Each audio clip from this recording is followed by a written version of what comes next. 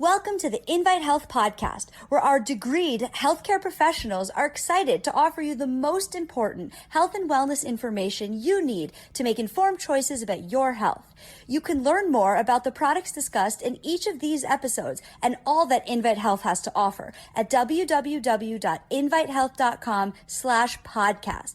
First-time customers can use promo code podcast at checkout for an additional 15% off your first purchase. Let's get started.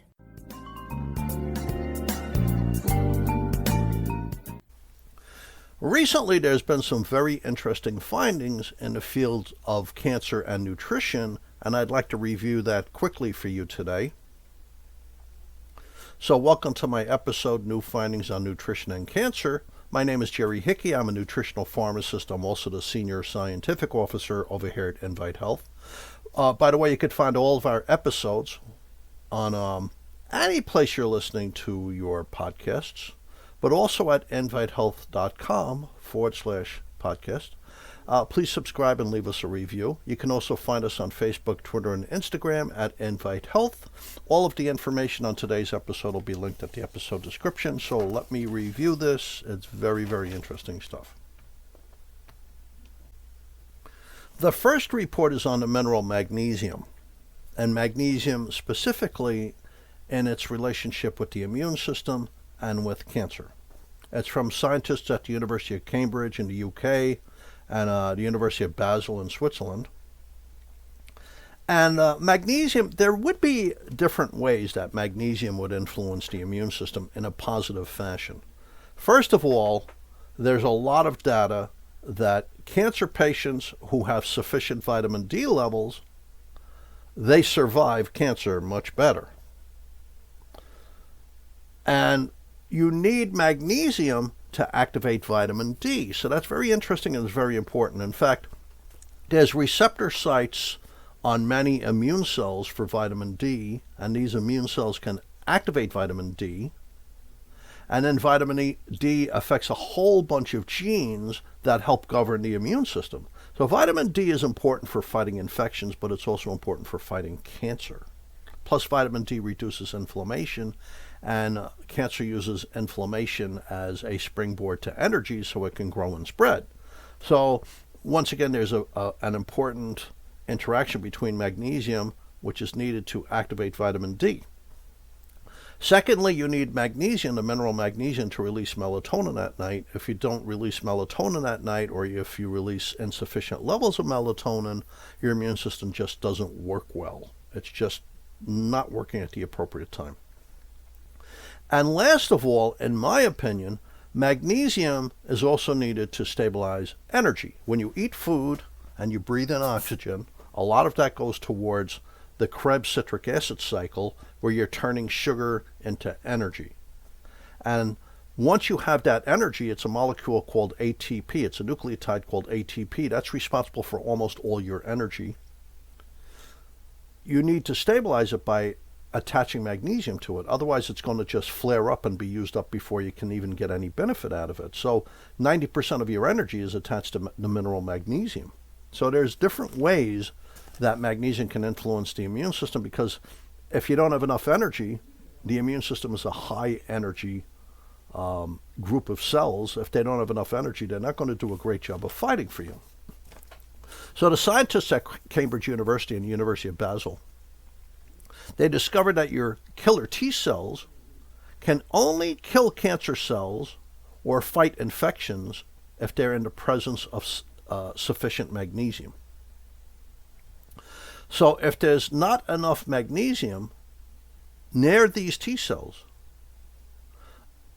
not enough of them are going to be activated. Now, looking at other clinical trials using cancer immunotherapies, they found that lower levels of magnesium in the blood serum led to more rapid growth and spread of the cancer and shortened survival of the patient. Magnesium is involved in over 600 chemical reactions in the human body. It's very important for your metabolism. And many of these reactions involve your immune system and immune system functions and immunity. So what's a natural killer cell? You have basically two parts of the immune system. The innate immune system, which is not educated. It's just kind of like a blunt force trauma against germs and cancer, but it has to be guided. And then there's the acquired immune system, which is educated. It's like an intelligent part of the immune system. And that consists of B cells, which have antibodies, plus antibodies in other places. Antibodies fit an infection specifically. So when you have antibodies against COVID-19, they fight COVID-19. They don't fight the flu. And when you have antibodies against the flu, they fight the flu. They don't fight COVID-19. So antibodies are part of the acquired immune system, which is like the intelligent part of the immune system. And then natural killer cells, which are really cool cells, they kind of have a little bit of a memory, a short-term memory. And see, they kind of fill a gap, natural killer cells. The first part of the immune system to attack an infection, and this part doesn't work very well in adults, is the innate immune system with neutrophils. They're also called polymorphonuclear leukocytes. We kind of don't have great functioning neutrophils when you're older. But they kind of handle the infection for, well, let's make believe 3 days. You know, it's hard to say exactly, but 3 days. Then they start to peter out. They get fatigued. The natural killer cells bridge the gap between when they're starting to not function as well and when you have enough time to make antibodies specific for the infection, which can take a week, 10 days. So the acquired immune system is really important. And then there's the T cells. The T cells shred infections. The T cells shred cancerous tumors and cancerous cells if they know where it is. So many of the new very advanced therapies for cancer take a sample of your cancer. See, every cancer has different mutations that are a signature for that specific cancer. So if you had 100 men in a room with prostate cancer, every one of those cancers would have different mutations. So they take out your T cells and they train them to look at the mutations in your particular cancer, and then they load you up with those T cells, and those T cells can recognize the cancer, hunt it down, and kill it. But it turns out these killer T cells require the presence of magnesium for them to really work. So if you're lacking magnesium, even though you have these killer T cells, they don't have the energy to do their job. So this is really important data. Now here's a second study. It's in the journal Cancer. It's the University of Buffalo School of Public Health, and the University of Buffalo School of Pharmaceutical Sciences. And they found that 68% of cancer survivors report that they use nutritional supplements. Now that's really important data because they found that the cancer survivors that use nutritional supplements, they survive better. They survive the cancer better. They live longer. And they live cancer-free longer, apparently. But they also had lower rates for hospitalizations, and they also had a better quality of life. So what's a better quality of life? You know, having the energy to go outside and be active, having the energy to be social, having good brain function, that sort of thing. Quality of life, what makes your life worth living? Now, it was a 10-year period that they watched these cancer survivors. And they found that the supplements basically cost about $1 a day, but here's what they found. Because the supplements kept people out of the hospital, it was a lot less expensive to use the supplements than not use the supplements, because one trip to the hospital cost more than the supplements. So the people on the supplements had a lower rate of hospitalization, and they survived better, and they had a better life, better quality of life. So there are nutrients that we know work very well in cancer patients to begin with, but also in cancer survivors. One of them is vitamin D. The vitamin D helps reduce inflammation. Cancer feeds off inflammation to get the energy to grow and spread and the wherewithal to grow and spread. But vitamin D is also needed for activating and guiding specific immune cells.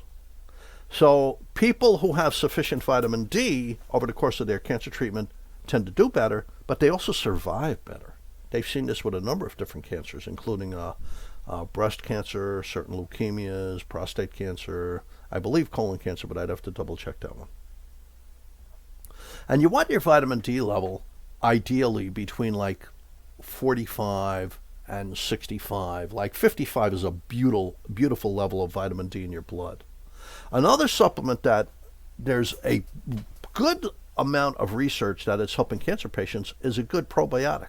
Look for strains such as Lactobacillus plantarum, Lactobacillus rhamnosus, Bifidobacterium animalis, subspecies lactis. These are really important for immune system function. So there's a number of studies now that are showing that cancer treatment works better in the presence of these healthy bacteria, and survival seems to be better also. Other supplements that may be helpful, magnesium. That needs more work, but it certainly seems to be something. If your killer cells, your killer T cells require magnesium to function, that makes it very important for treating cancer. And then some people melatonin, because melatonin is needed for a properly functioning immune system. So if you're not sleeping at night, you can have a doctor check the level of melatonin metabolites in your urine the next morning, and if it's low, you probably need melatonin. That should help the body fight cancer. There's a lot of evidence building, there's a good archive of it actually, that people who lack melatonin have a higher risk of a whole bunch of cancers. Beyond that, certain foods like green tea, but here's a caveat. Don't put milk in green tea. There's some evidence it doesn't work as well with milk. Put some lemon in there. Put some kind of citrus in there. The citrus ingredients shield the delicate polyphenols in green tea from your digestive enzymes and your stomach acids, and you absorb more of them, and they're intact. You'll get a better return for your health if you do that with your green tea. But green tea in many ways helps fight cancer. So people who survive cancer and come see me, I say, listen, you have to do green tea. I also tell them to eat a lot of berries, dark berries, and apples, and maybe even some high-quality cocoa, even some red grapes, or take some resveratrol, because the anthocyanins and the flavonthiols are very healthy for their brain and their heart and their immune system and survival in general. I tell them have cabbage vegetables about 5 times a week. Cabbage vegetables could be bok choy, broccoli rabe, kale, collard greens. I don't normally tell them Brussels sprouts because that can have a lot of heavy metals in it. So I don't normally tell them Brussels sprouts. But broccoli itself, cabbage, because there's a whole bunch of things in cabbage vegetables that the good bacteria in your intestines convert into cancer-fighting nutrients. Like there's isothiocyanates that convert to sulforaphane. There's glucuronic acid. There's indole-3-carbinol, which converts to diindolylmethane. All of these are cancer fighters. However, there's a caveat with cabbage vegetables too. If you eat them raw, they can block your thyroid function. They can decrease your thyroid function, which is not good for the immune system. But if you cook them, you get rid of the things that affect the thyroid. They're called goitrogens. But even cooked, I wouldn't have them more than 5 days a week. So cabbage vegetables 5 days a week, helping to fight against cancer and viruses, not a bad thing. A multivitamin is always helpful. So thanks for listening to my episode today. You can find all of our episodes wherever you listen to podcasts, or just go to invitehealth.com/podcast. You can also find us on Twitter, Instagram, and Facebook at Invite Health. Please subscribe and leave us a review. I want to thank you for listening, and this is Jerry Hickey signing off. By the way, if you're going to use supplements during your treatment for cancer, you really have to pass that by your oncologist, the doctor managing your cancer, for approval, because there's different forms of cancer treatment, and we would never want to interfere with them, even though that would be not very likely. It's still important to check this with the doctor.